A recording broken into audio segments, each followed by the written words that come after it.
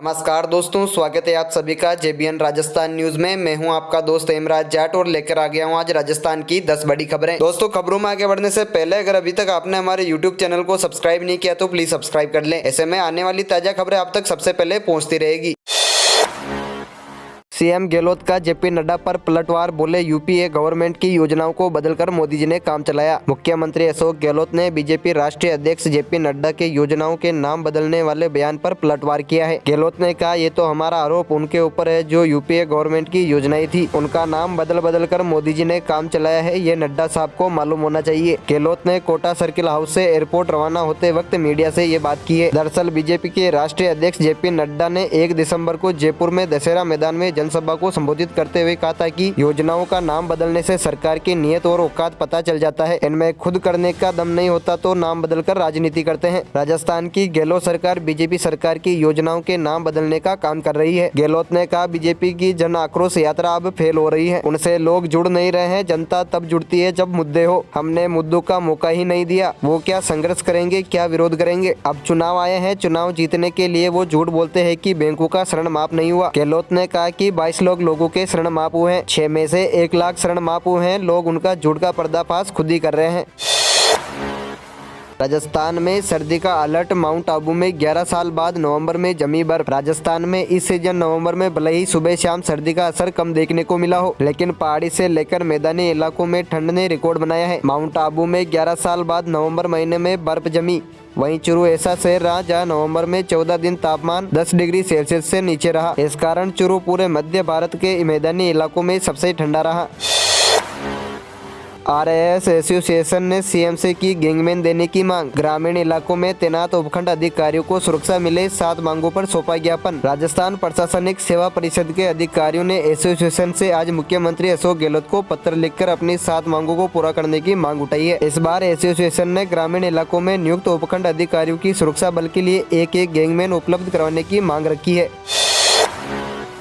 Jaipur collectorate में ई file system शुरू। राजस्थान का पहला कलेक्ट्रेट जहां ऑनलाइन फाइलों का डिस्पोजल शुरू। जयपुर कलेक्ट्रेट राजस्थान का पहला कलेक्ट्रेट परिसर बन गया है, जहां अब पेपरलेस वर्क शुरू हो गया है। यहां अब सभी फाइलों का संचालन और मूवमेंट अब ई फाइल के सिस्टम के जरिए होगा, जिसमें फिजिकल फाइल न होकर सारा काम ऑनलाइन होगा और ऑनलाइन ही अधिकारियों के सिग्नेचर और टिप्पणियां होगी। ये सिस्टम शुरू होने से सबसे बड़ा फायदा टाइम बाउंड काम का होगा। इसमें अधिकारी या कर्मचारी ये बहाना नहीं कर सकता है कि फाइल नहीं मिल रही है, क्योंकि सारा काम ऑनलाइन होगा और वह किसी भी जगह बैठकर फाइल को अपनी लॉगिन आईडी में देख सकता है।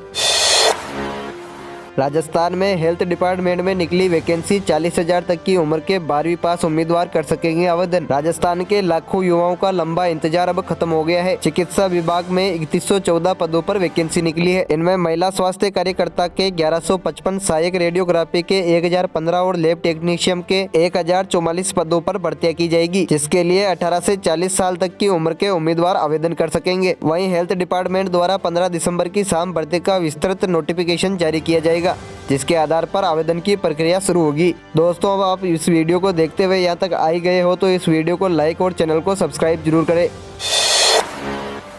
आईएएस अफसरों की कमी से जूझ रहा है राजस्थान। 19 से रिटायर्ड हुए तो 30 केंद्र के डेपुटेशन पर चले गए। राजस्थान में आईएएस अफसरों की कमी बढ़ती जा रही है। जितने अफसर राजस्थान को चलाने के लिए चाहिए और जितने मिल रहे हैं, उससे ज्यादा संख्या तो रिटायर्ड होने वालों की है। शुक्रवार को एक और अफसर रिटायर्ड हो गए, वहीं एक अफसर केंद्र में डेपुटेशन पर चले गए।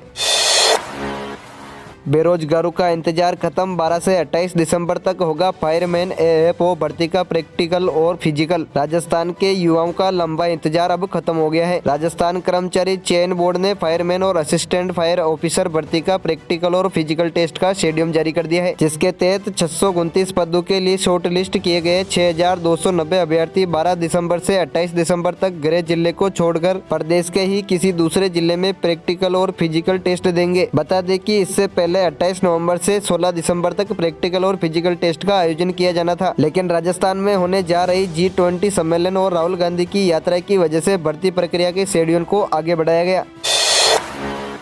नाथद्वारा और भीम में जन आक्रोश रैली रथ रवाना। सांसद बोली, सरकार ने कुशासन और भ्रष्टाचार में कोई कसर नहीं छोड़ी। राजसमंद सांसद दिव्या कुमारी ने आज नाथद्वारा और भीम में जन आक्रोश रैली रथ को रवाना किया। जन आक्रोश रैली को संबोधित करते हुए सांसद दिव्या कुमारी ने कहा कि गौरवशाली राजस्थान प्रदेश की गरिमा को कलंकित करने में कांग्रेस सरकार ने जंगल राज, कुशासन और भ्रष्टाचार ने कोई कसर नहीं छोड़ी है। महिला, दलित, किसान, युवा सहित पूरे प्रदेश की जनता परेशान है और जन आक्रोश रैली उसी का परिणाम है। भारत जोड़ो यात्रा आज यानी रविवार को राजस्थान में एंट्री करेगी। इसका एंट्री पॉइंट है झालावाड़। राजस्थान में कांग्रेस के पास सत्ता होते हुए भी उनके लिए ये स्थितियां बहुत अनुकूल रही है। खास तौर पर अशोक गहलोत और सचिन पायलट के बीच विवाद की स्थिति ने उसे ज्यादा नुकसान पहुंचा है। अब जबकि भारत जोड़ो यात्रा राजस्थान में पहुंच रही है, कांग्रेस को उम्मीद है कि उससे उनको बूस्ट मिलेगा। वहीं दूसरी तरफ भाजपा की निगाहें भी इस यात्रा पर होगी।